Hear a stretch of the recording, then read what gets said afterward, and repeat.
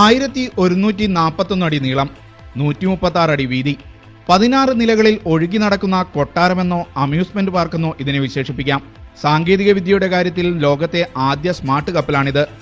അകത്ത് എന്തെല്ലാം ആഡംബര സൗകര്യങ്ങളുണ്ട് എന്ന് ചോദിക്കുന്നതിനേക്കാൾ എന്തില്ല എന്ന് ചോദിക്കുന്നതാകും സൗകര്യം.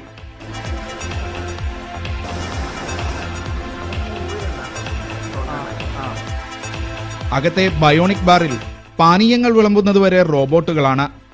ഇത് നോർത്ത് സ്റ്റാർ. കപ്പലിന്റെ മുകളിൽ നിന്ന് ആകാശത്തേക്ക് ഉയർന്ന് 360 ഡിഗ്രിയിൽ കടൽ കാഴ്ചകൾ കാണാനുള്ള സംവിധാനം.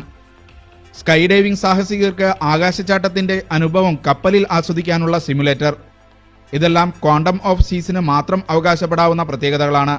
ഒമാൻ ടൂറിസം മന്ത്രാലയവും വിൽസ്മെൻ ഷിപ്പ് സർവീസുമാണ് കപ്പൽ മസ്കത്തിലെത്തിച്ചത്. 4900 പാസഞ്ചർ ക്യാരി ചെയ്യാനും അതിനെ ട്രീറ്റ് ചെയ്യാൻ വേണ്ടിയിട്ട് ഓൾമോസ്റ്റ് ഒരു 1900 ക്രൂ ഉണ്ട്.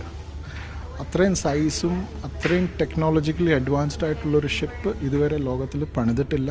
2014 ആഗസ്റ്റിൽ നീറ്റിലിറക്കിയ ഈ കപ്പലിൽ റെസ്റ്റോറന്റുകൾ മാത്രം 18 എണ്ണമുണ്ട്.